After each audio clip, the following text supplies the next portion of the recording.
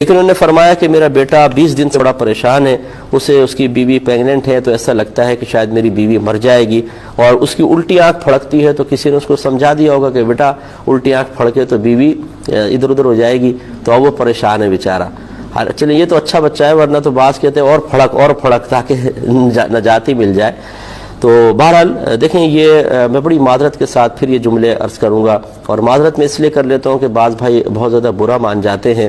اصل میں جب انسان علم دین سے دور ہو، اس نے تعلیم قرآن اور تعلیم حدیث حاصل نہ کی ہو، صحیح لوگ جو صاحب علم لوگ ہیں ان کی صحبت سے دور ہو، پپو پان والا، ٹیٹا دودھ والا، ان لوگوں کے ساتھ بیٹھتا ہو، پان اور گٹکے کھانے والوں کی صحبت میں انسان رہے، اطراف میں سارے بے نمازی اور علم دین سے دور لوگ ہوں، تو پھر اسی قسم کے خیالات ذہن میں آ کر، اور جب وہ ذہن تعلیم شرع سے خالی ہوتا ہے تو شیطان اور نفس اس پہ اپنا قبضہ جما کر انسان کو یوں ہی پریشان کرتے رہتے ہیں۔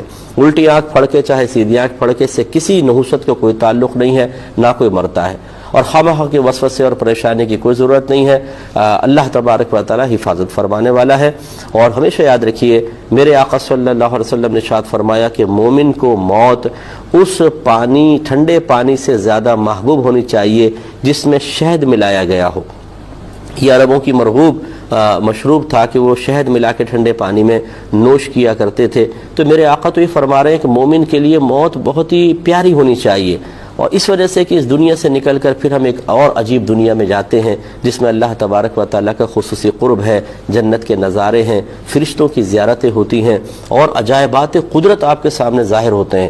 اس دنیا میں جانے کے بعد تو پھر اس دنیا کے علائشوں کی طرف آنے کا انسان کا دل ہی نہیں چاہے گا۔ ہم یہ سمجھتے ہیں یہ سب سے جدا ہو کے وہاں پہنچ جائیں گے، پتہ نہیں کیا ہوگا۔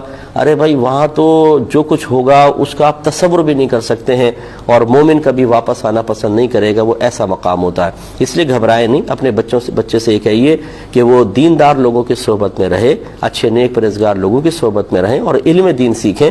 اس قسم کے تمام وساوس سے نجات مل جائے گی، ورنہ یہ ایک وسوسہ نہیں، ابھی تو آگے آپ دیکھیں شیطان نفس چھوڑیں گے نہیں، قدم قدم پہ پریشان کریں گے اور غلطیاں کروائیں گے۔